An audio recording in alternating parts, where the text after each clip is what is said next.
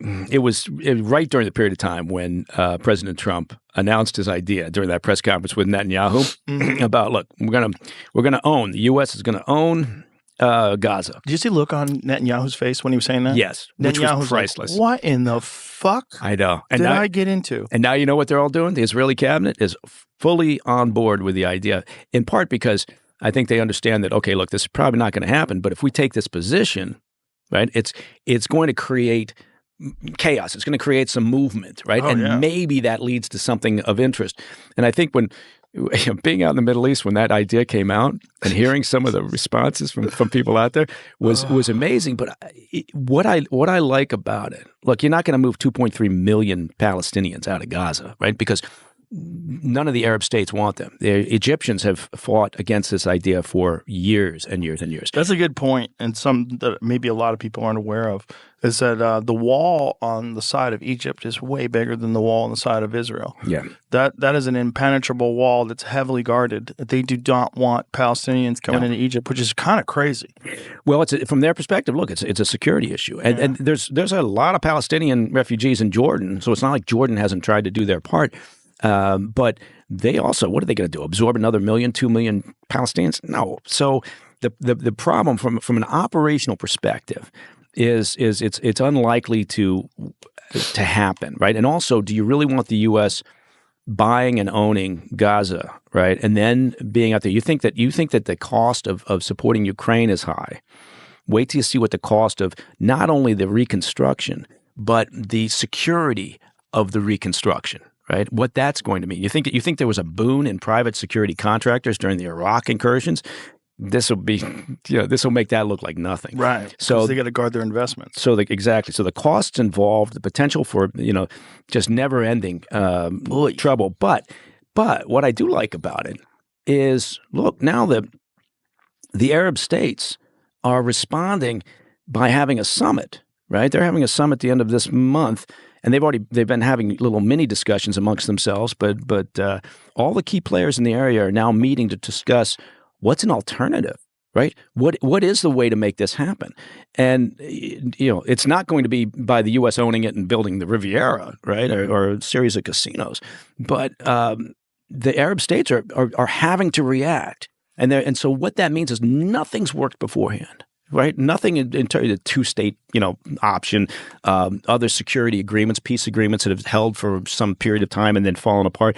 None of that shit's worked. So I think the sort of the disruptive aspect of sometimes of what Trump does, even though you may look at the idea on the surface and go, it's not going to work, you have these other effects. Right? And so now you've got the Arab states having to respond, coming up with these ideas. They're already, over the past couple of days, saying, well, Hamas can't play a role. If you had said that a year ago, Egypt and Qatar and some of these other Arab states out there would have gotten on board with the idea that Hamas has got to go, that wouldn't have happened, right? I mean, before the 7 October attacks. Right. They're also talking about rebuilding it themselves. Mm-hmm. They're like, well, we'll do it. We'll do it. Back off. Yeah. We'll do it. We'll take care of it. Which is great. And that's when they have to say Hamas can't be. Right. That's because they know what the problem is. And they haven't been willing to admit it before, but because the Trump administration just thrown stuff at the wall, right, to see what sticks, they've got to respond. And so now they're coming up with these ideas. Look, Hamas, they are a shell of what they were, right? But they're still supported by the Iranian regime, which is a big problem, right? And the Iranian regime, do you think they don't want peace? They don't want stability, right?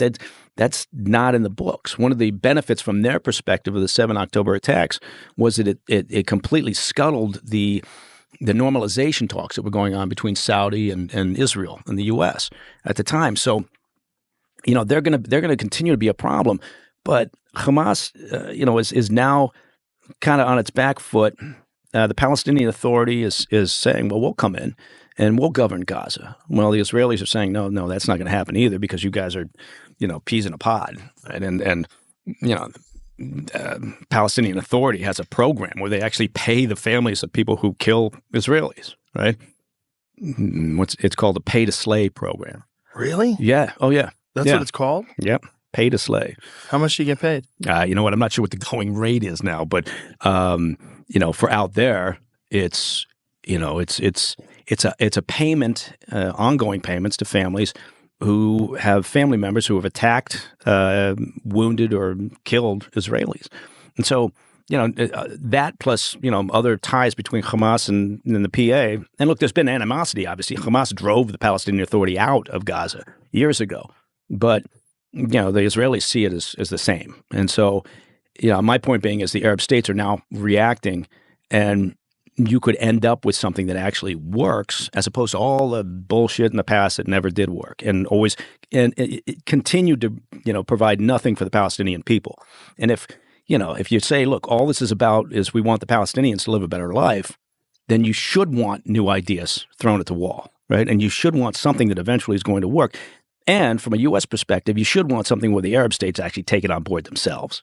There's also a problem with the reality of the region at this point, right? It's like, what do you want to happen to that area? Because someone has to rebuild it. Look, absolutely, Israel shouldn't have done what they did and kill who knows how many innocent people and literally destroy most of the buildings there. We all can agree that's a horrible thing, but it's done. Mm-hmm. So now what? Yeah, and we can also agree that it was not. Look, yeah, I agree. It was a very aggressive action. I would argue that the U.S. would engage in that same aggressive action if we had a proportionate, attack from Mexico. Yeah. So, or Canada, right? Goddamn Canadians! They're plotting something. I just know it. So if so that's true. But again, it was a war that Hamas started. Right? I think you have to go back to the beginning of this one. And yes, there's fault on both sides, of course. But, Hamas now at times has been acting like the aggrieved party. Right? It's fuck around and find out in the worst way possible. Yeah. That's what it is. I mean, they gave Israel the green light to just go ham. And now when you see the overhead drone footage of what Gaza looks like now, it's hard to even believe that it's real. Everything's gone. Yeah, which I get it. I mean, from a real estate developer's perspective, I'm sure he's seen overhead imagery. Right, turn it into the Mediterranean of the Middle East. This looks like a demolition site. So let's clear it out. The real question is, if that doesn't, okay, then what? If you don't want that to happen, then what? If the United States doesn't take it over, or who should, and what do you do with it? And how do you get the money to rebuild it? And where does it come from? And how do you do it? Who do you bring in to rebuild it? Who governs it?